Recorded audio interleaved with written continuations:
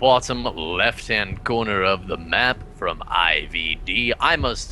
You know what? I can't. Oh, you had it, man. No, I can't keep taking this from you, Tempo. He's your teammate. You should intro him.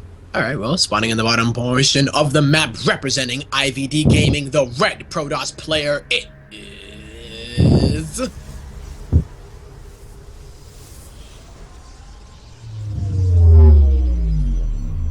puCK. Snoopy. His opponent in the top right. He's gonna obliterate that Protoss in the bottom. He's gonna decimate him. He's gonna wipe him off the face of this earth. He's gonna kill him so bad he's never even gonna know that he was Protoss. So don't be too sad about it. Tempo. Give it up. For not Hydralisk.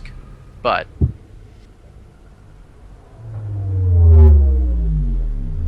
Hendralisk. he might use Hydralisk's Tempo. He could. I think It is ZVP. And this is a many gold round, so... Patron.com. So what? What are you implying about /ASL. this map? Are you saying this map is biased towards Hydras? I feel like a lot of people will most likely agree that taking that third is a bit more difficult. So those Ling Hydra pushes, especially if you are a Protoss player that likes to go Stargate into Robo, it's going to be a little bit more difficult to hold that third. And Ling Hydra is an incredible composition in that early/mid game. So you're gonna Not to have to blame deny it on that it, though. base. That's what you're already making excuses for why. Teammate. Wow. All right, guys. Pretty standard openings for the most part. Let me take a quick look at puCK. Yeah.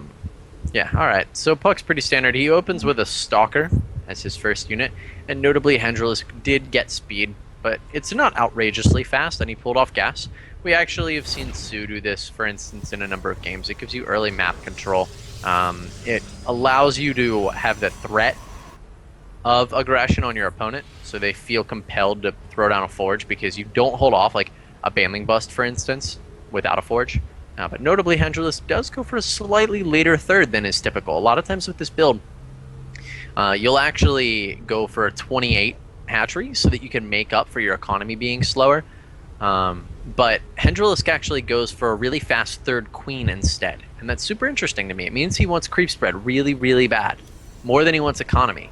And why is that, do you think? Well, that third is a pretty ways away, and you know, creep is good. It allows your queens to participate in the battle as well. You know, Lings are really not the Good biggest. for Zerg's Tempo. Oh, because it's good for Zerg. Well, everybody loves creep. Well, not everybody, but I'd say any Zerg player. You know, a lot of the times you can kind of say that they can always work on their creep spread, especially in ZVP. A lot of, at least not nowadays, I would say, but some people, they'll play Zerg and they say, I don't need creep spread because it's just going to make a observer and clean up all the creep, and then all of a sudden all my hard work is down the drain. But in these early stages of the game, it's very important to have that, especially if you do decide to go for lair first, like Hendralisk is doing, I believe. I don't believe he went for... Oh, he does have speed. Never mind. So he went for the speed first, and then he decided to go into lair. So he's playing it very safe. We'll be able to use the links for that map control. And if there was some kind of foregate, we may have not seen him go for that, as he scouted the forge extremely early. And he's perfectly fine. I mean, at the moment, I feel like he's playing it pretty well. Well, yeah, he's playing it real smart. Like, when you see the forge, you know you don't have to worry about 7-minute zealots. You know, it could be the slightly later, like 8:30ish +1 zealot push. Oracle. So that's the next thing he's gonna be worried about. In the May. Securing 5-6 kills, really nice for puCK. Yeah, and he's gonna go for a void ray after it. So this makes me wonder if he is gonna be trying to go for a third. Yeah, that Oracle is very well. It works very well in dealing with the Ling counterattack. And if you have a void ray with it, it allows you to deal with the Roach Ling a little bit easier as well, because you're gonna have a lack of units in this stage of the game. But I'm wondering how puCK is gonna approach this. You know, will he just go? I do agree with you. I think he's going to use the Void Rays, try to take a third. The question is, how far into his Robotech does he delay? before he goes for it. Most players will go for Robo versus Zerg.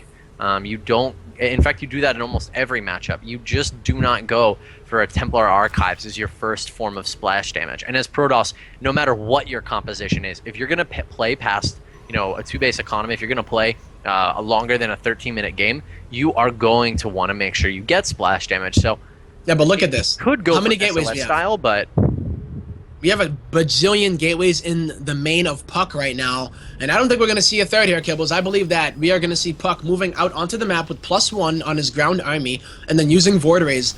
Yeah. And while the Hydras are in lower numbers to deal with it, because Hydras, yeah, they're great against Void Rays in low numbers, but with a ground army that does have +1 with force fields, puCK can do a lot of damage here, especially because they are on even supply, and hendralisk has opted to go up to 65 drones.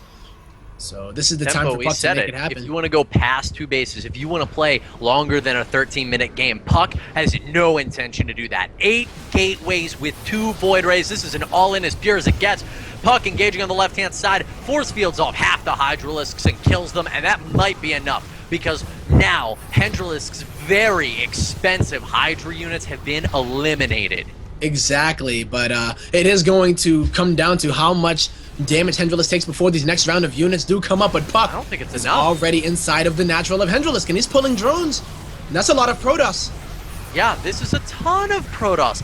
Did he lose more than 2 or 3 units when he killed every Hydralisk that hendralisk had?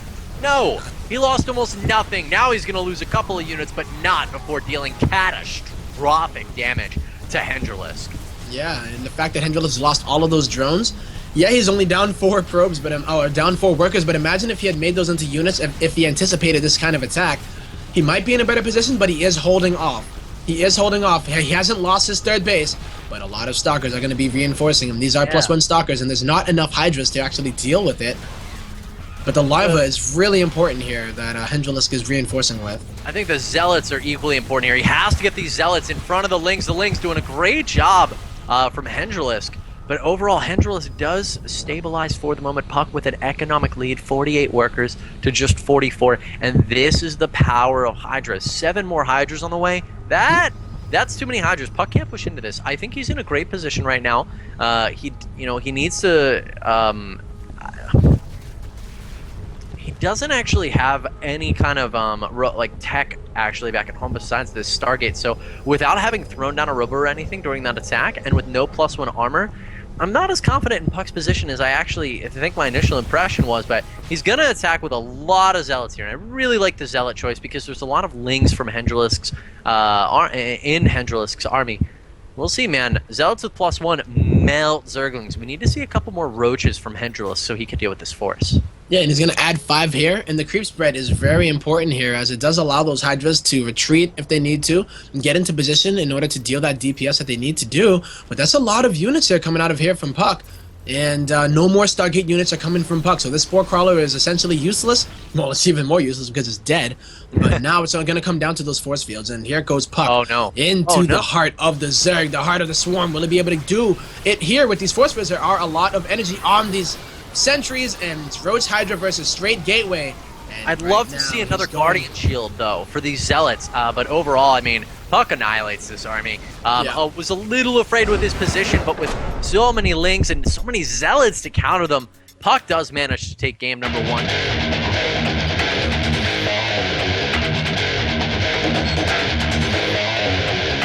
We have 2 wonderful players representing the North American region.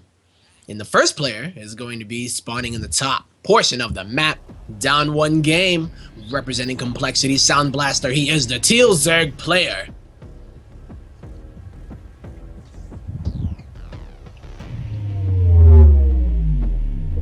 Hendralisk. And in the bottom right,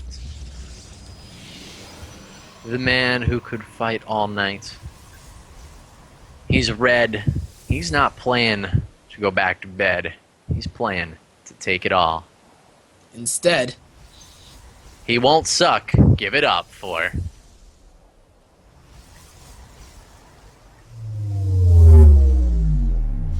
puCK from IVD Gaming. yep. A wonderful team. IBD. A wonderful team. Yeah, man. Wow.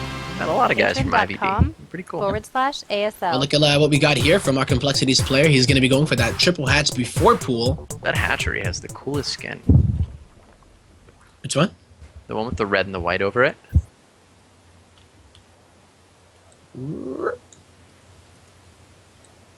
Oh, yeah. I see what you did that there. was a bad joke. I'm sorry. I'm sorry, Tempo. It's all good. No, I see. I was like looking at it like, oh, I want a hatchery skin. Like, how do I get it? Blizzard Store, come on, release it. Let your boy be able to spend his hard-earned dollars on. Oh man, don't hit me with these things. But hey, man, we got ourselves the winners match, folks. The winner, of course, like I did say earlier, will be going into the round of 8, while the loser, or the not winner, round rather. 32. You go like back.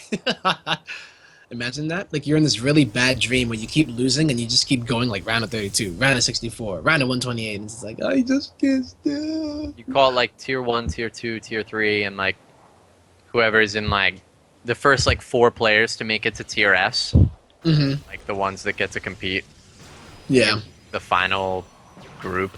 Like the Diablo 3 ladder, like who can get to the highest round of, like. Yeah, we'll call Think it about WCS Rifts. There we go. I like Everybody starts off on tier 1, and you have to keep winning to go to the next round, and it's always random who you'll play.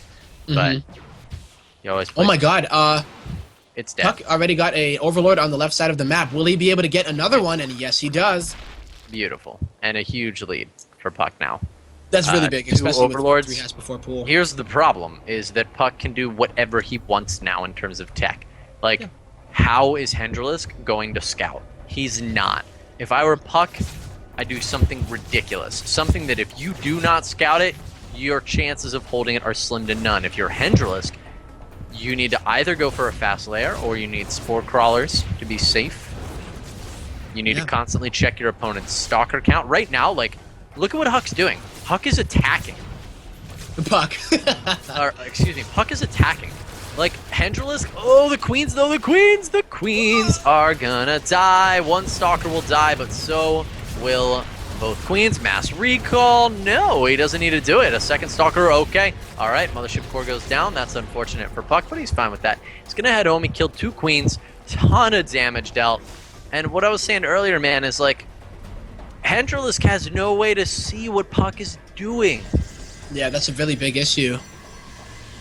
It And looks it like just puCK it doesn't give him any peace of mind. He's sitting there wondering what he should do. He doesn't know if he should drone or not, but when you do go for that triple hatch before pool, you want to drone because you want to get the information and then you drone off depending on what your opponent is doing.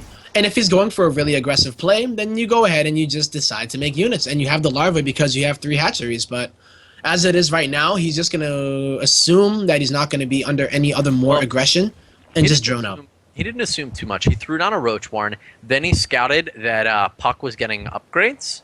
Mm-hmm. Or it doesn't seem like he saw the forge. He saw something that made him cancel it. He did see the forge. Yeah, the but front. he doesn't see that it's upgrading. Well, the forge in and of itself is enough. Yeah, that's true. Because the only attack that's going to hit you right away, that even like behind that stalker aggression, is your 4-gate. And that with the stalker aggression would hit a little later, around like 7:30, 7:40. So that roach warren would have been actually too late to deal with that attack. But now he's in just a fine circumstance. Yep. puCK feeling comfortable as well. Gonna go ahead and take that Now third you did it. base. Now you did it. He said, I'm doing it. No. Oracle on the way, and there are no spore crawlers inside of the mineral lines of hendralisk. But it looks like hendralisk is setting up to maybe go into a really quick spire, as he did decide to go for 4 gases in his main, and then also get an additional gas at his third. So it could be, but we never know for sure until that layer does complete. Uh-oh, a little bit of a miss micro of his drones by Hendra. This mothership core and Zergling down in front of puCK's natural, they're like the 2 worst patrollers that the world has like ever seen. Like, your job when you're patrolling is to like scout enemy units, And Yeah. they're both just like right there and not seeing each other. Yeah. I love it. Oracle in the back of hendralisk's main base, and he has already committed to the build for which he will be going. Whoa, what is this, Kibbles? We see the Overlord speed as well as the drops coming out of hendralisk. Trying to use some slowlings in order to do something here, but they're not going to get much of anything done. And hendralisk is looking to do some hydra drops of some sort. And we'll see. I haven't really seen too much of this. And I'm really interested to see exactly how he does make it work. It's amazing versus the composition that puCK is going for. Lots of sentries, void rays. It's great versus this. He is getting blink. Blink's going to be good. And he's going to have 3 bases. So overall, like, puCK definitely can hold this. But what hendralisk needs to be doing right now, he upgraded the Overlord speed right away. He actually like wants to get his Overlords into position. He has these patrolling Zerglings. That's super cool. You know that nothing is down there to scout you, so head those Overlords down there, and he's actually... Okay, cool. He is doing that, because that's the advantage that you get from researching Overlord speed before drops is complete. You can get your Overlords into position super early. He's going for a Roach drop, and I actually feel that that is substantially less effective than a Hydra drop, because there are 2 Void Rays on the field. That actually changes so much. Like, I don't know that this is going to work at all now. I actually had a lot of hope. It looks like he's got 5 queens here, though, so that could make the difference that he needs. Yep. Yeah, and I wonder if he's going to load those queens up. I believe he will, and if he is able to go ahead and drop that creep from the Overlords, he will be able to allow the queens to get that maneuverability that they need, and we'll see. This is really cool. You don't typically see it, and he is going for it. hendralisk bringing the toys to the party. Here he goes. Gonna go into the main of puCK right now, and there is nothing inside of the main here at all, and now puCK is realizing it, but is it too late? puCK's immediate reaction is to warp in Zealots. I don't know, man. He can't really fight this. Caught too much out of position. He's going to throw down force fields. Will segment off the front of this army. And he's doing it a little bit. The queens aren't hitting the Void Rays at all, which is actually a really dangerous thing. Yeah, he needs to save those queens, and the queens always need to be targeting the Void Rays, because as soon as those everything else is done, yeah, when the queens die, then the Void Rays will eventually clean everything up, but he's getting massive amounts of damage done right now, and the queens, the queens, 3 of them. The queens did 400 damage to a pylon, and like 400 damage will basically kill 2 of the Void Rays, considering the damage that was dealt to 1. Now this puCK's gonna hold this. He's got the economy for the Warpins. The problem is over at his 3rd, actually, looks like a nice approach attack from hendralisk. He's gonna get the damage in that he wasn't quite able to get in the main base of puCK. puCK's now going to be able to force these units out. And really cool micro hit from hendralisk, even as burrow, but there is an observer here, so they will be able to get seen. And this one Void Ray may be the savior of puCK right now, because the queens are falling, but that Void Ray is so low. Like, who's going to win the battle?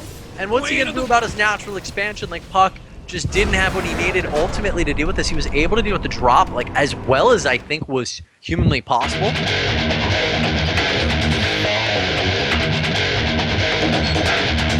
All right, ladies and gentlemen, we are in the ace match of this match of, well, I believe it is the winner's match between 2 wonderful North American players, one of which is spawning in the top left corner of the map Nimbus. It is going to be our teal Zerg player representing Complexity Sound Blaster. It is hendralisk.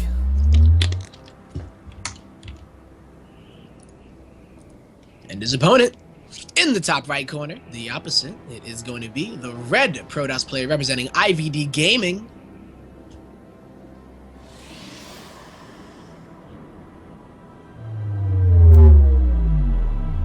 puCK.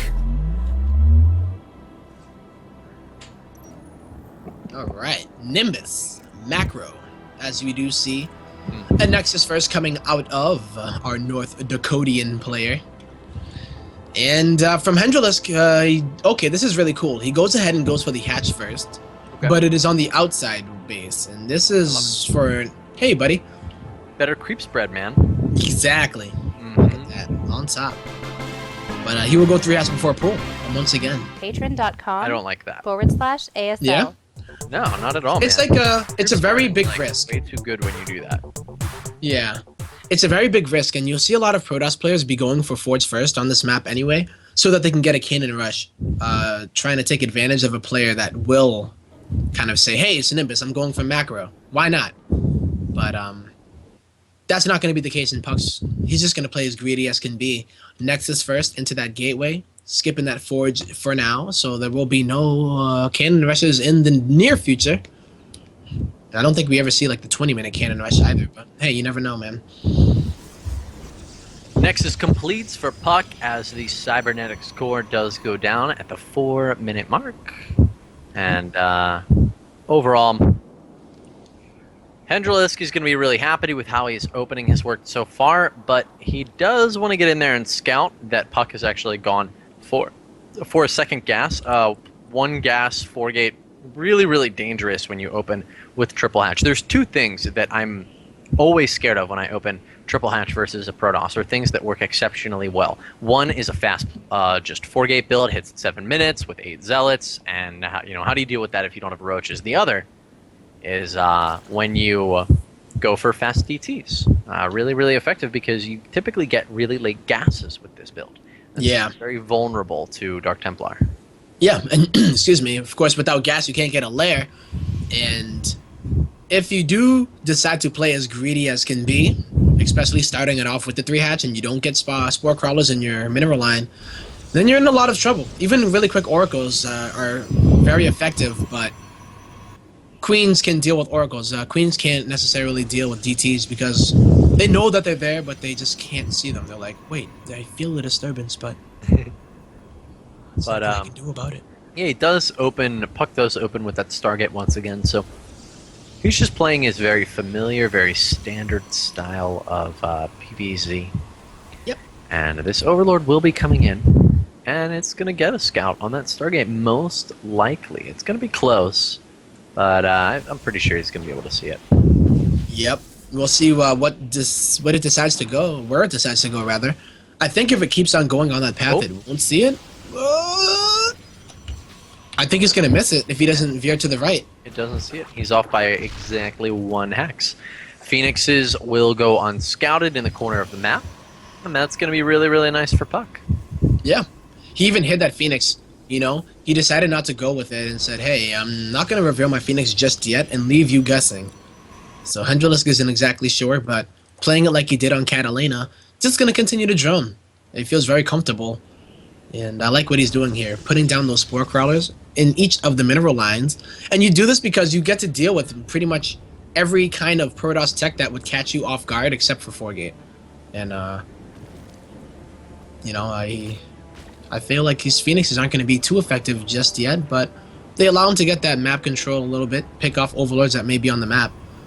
But we even saw hendralisk moving his overlords back. We've seen a lot of shows where players have talked about why Protosses don't go for Phoenix anymore on a regular basis, and it's mostly just because Zergs have gotten so ridiculously good at dealing with it. Mm-hmm. If you pull all your there's a couple things that you have to remember. One is always keep your queens on hold position, right? Like or just micro them very specifically, but Zergs are getting better and better, with camera hotkeys and everything, all these factors. Look, Overlord immediately pulled back. Will we see extra queens or will we see extra spores? We're probably going to see one or the other, but it's just all about having a perfect reaction. Yeah. Is exactly what hendralisk needs to do, and so far he's taken very little damage. Yeah.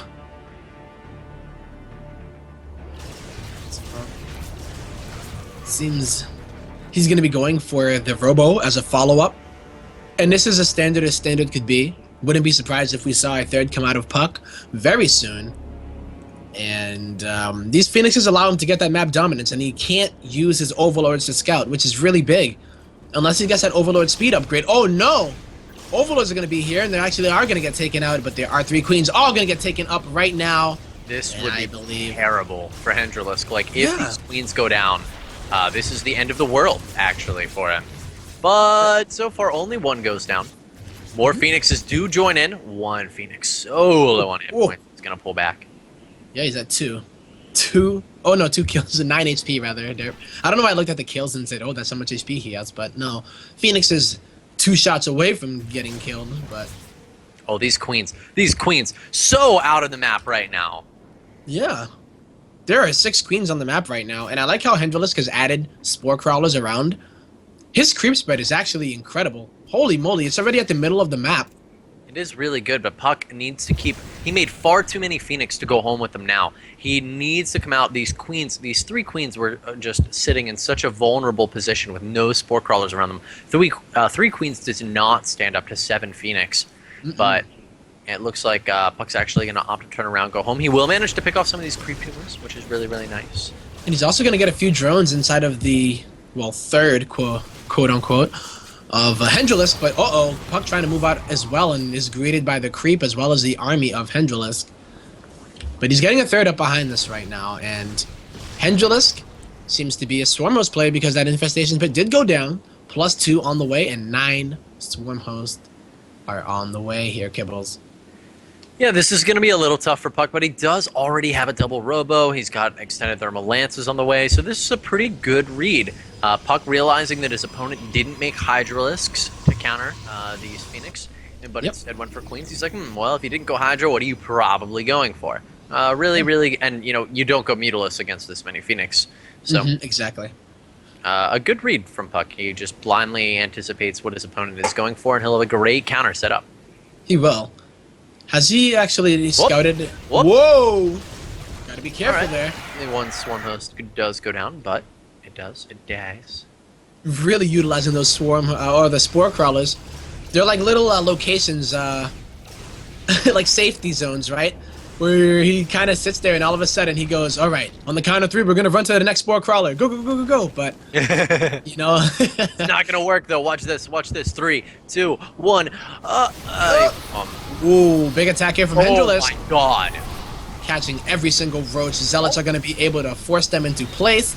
And even the Phoenixes are going to be able to lift up some of these in hendralisk.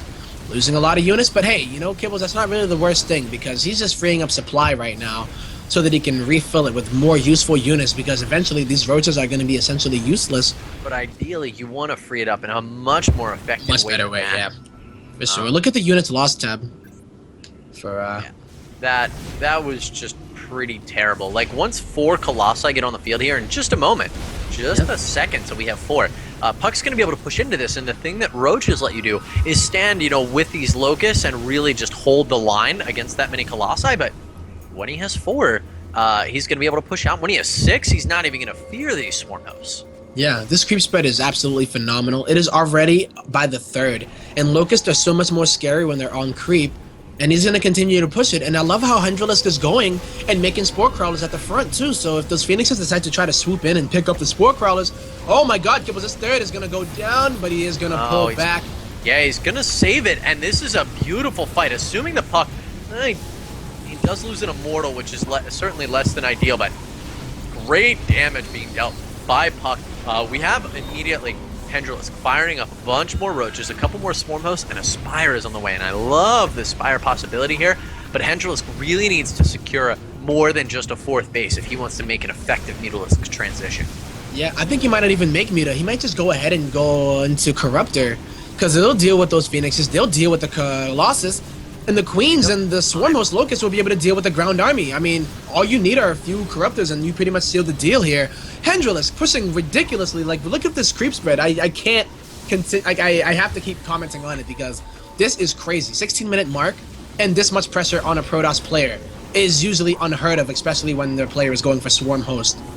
A huge pick on that Nexus by hendralisk. And that was actually, I would say, the locust wave where it had to happen because, and this is what I love to see with roaches. We were talking earlier about those roaches that he wanted to throw away, but look how he's throwing these away, forcing puCK to come back into the main, forcing units out of position. That's exactly what you want to be able to do if you're going to throw your roaches away, is manipulate your opponent's either unit positioning or where their warpins are, force them to pull workers because you're in their mineral line.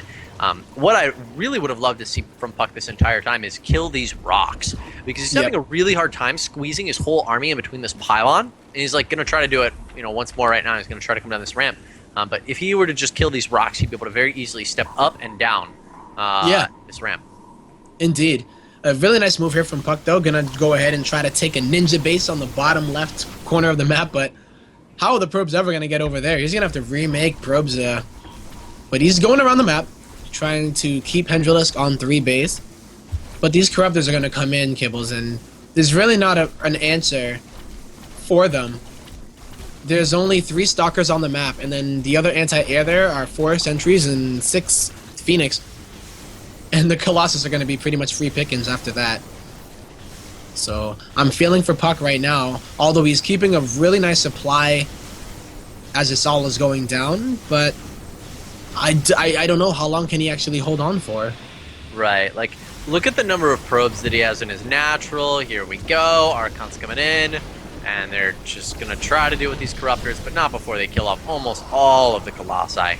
Yeah, and he can even trade these. These are like Vikings in the PvT matchup where you're just trying to get rid of the Colossi, even if you do lose them, because he has a better economy at the moment, as far as he knows at least. And if he trades against those Colossi, then the Locusts are just going to come up and pretty much obliterate everything. They're going to choke puCK into submission, and they're already in the main. This is ridiculous. puCK actually has 48 workers, essentially for 1 base in his natural here. He's got a little bit of money going on in that main, but this is a situation where puCK really just wants to get these probes out on the field, but he has no effective way to do it. He's never going to be able to get out of it. How are you going to transfer them unless you have a Warp Prism? Exactly. He needs to make a Warp Prism and shuttle the probes out, but that is something that's so hard to do in the circumstance that he's currently in.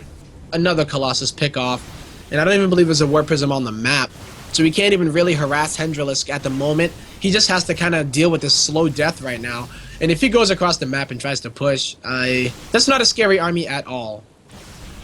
You know, like, the Corruptors are really just there to take out all the... even Corruption going down and moving into the Queens. They don't even care anymore. And this is just going to be the end for our IVD player. I believe he is going to have to go into that Decider's match, as this is the winner's match. GG called. hendralisk will be advancing to the round of 8 in the ASL Prime Group A.